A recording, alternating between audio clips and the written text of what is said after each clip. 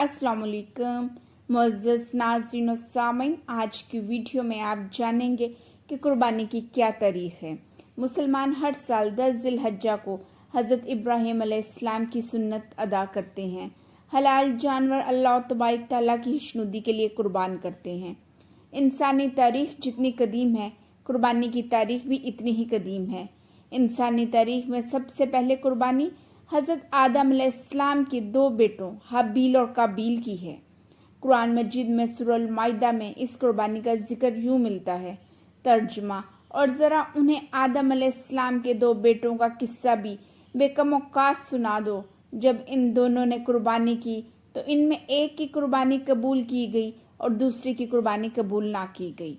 इल्लामा इब्ने कसीर रहमतुल्लाह ने इस आयत के तहत हज़रत इब्ने अब्बास रज़ी अल्लाह तआला अन्हा से रवायत नकल की है कि हाबील ने मेंढे की कुर्बानी पेश की और काबील ने गल्ला वगैरह का सदका पेश किया था।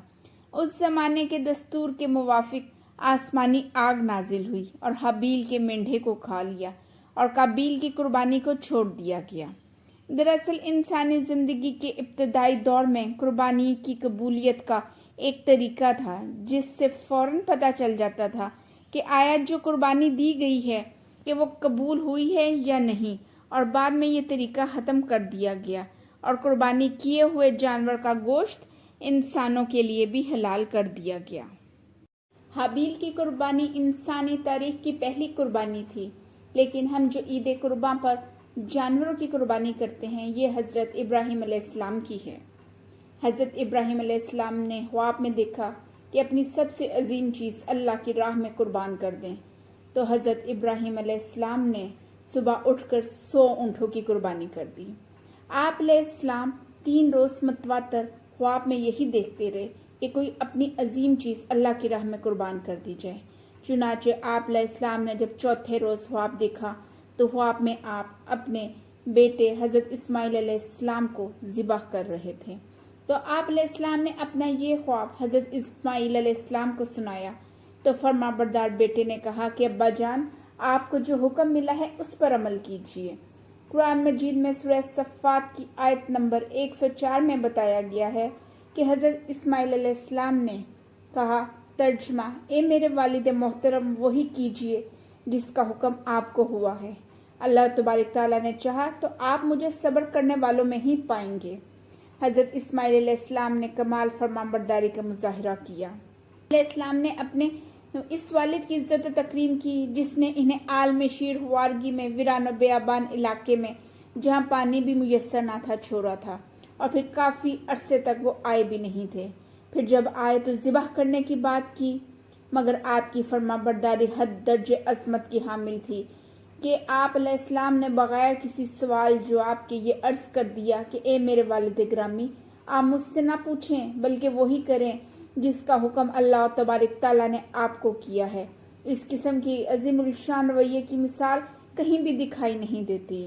हज़रत इब्राहीम अलैहिस्सलाम ने अपनी ज़ौजा मोहतरमा से अपने इन ख्वाबों का जिक्र फरमाया और उनकी रजामंदी देख कर इन्हें फरमाया कि इस्माइल को नहला धुलाकर साफ कपड़े पहना दो।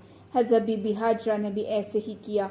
हज़रत इस्माइल अलैहिस्सलाम को नहला धुलाकर खूबसूरत कपड़े पहनाकर हज़रत इब्राहीम अलैहिस्सलाम के साथ रवाना कर दिया।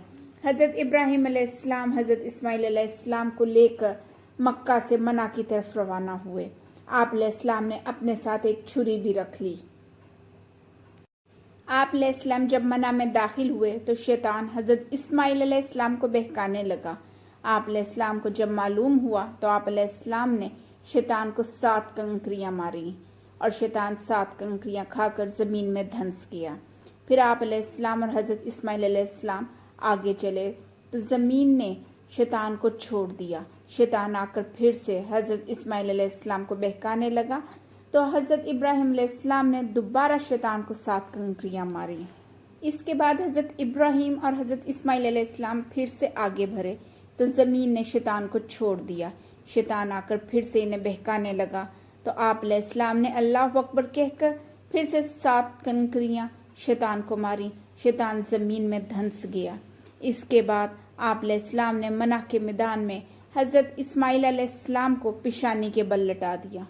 अब शैतान मलऊन हज़रत हाजरा अलैहिस्सलाम के पास ایک عورت کی شکل میں آیا اور آ کر کہا کہ تمہیں معلوم ہے یہ اسماعیل علیہ السلام کو کہاں لے کر گئے ہیں؟ حضرت حاجرہ علیہ السلام نے فرمایا حضرت ابراہیم علیہ السلام اپنے دوست سے ملنے گئے ہیں۔ تو شیطان نے کہا وہ تو اسے ذبح کرنے کے لیے لے گئے ہیں۔ حضرت حاجرہ علیہ السلام فرمانے لگی ایسا نہیں ہو سکتا۔ تو شیطان حبیث کے منہ سے نکل گیا اللہ کا حکم ہے۔ تو حضرت حاجرہ علیہ السلام نے جواب دیا کہ اگر یہ اللہ کا حکم ہے تو ایک اسماعیل کیا 100 اسماعیل بھی قربان ہیں۔ اس کے بعد حضرت ابراہیم علیہ السلام نے اپنے بیٹے کو پیشانی کے بل لٹا دیا۔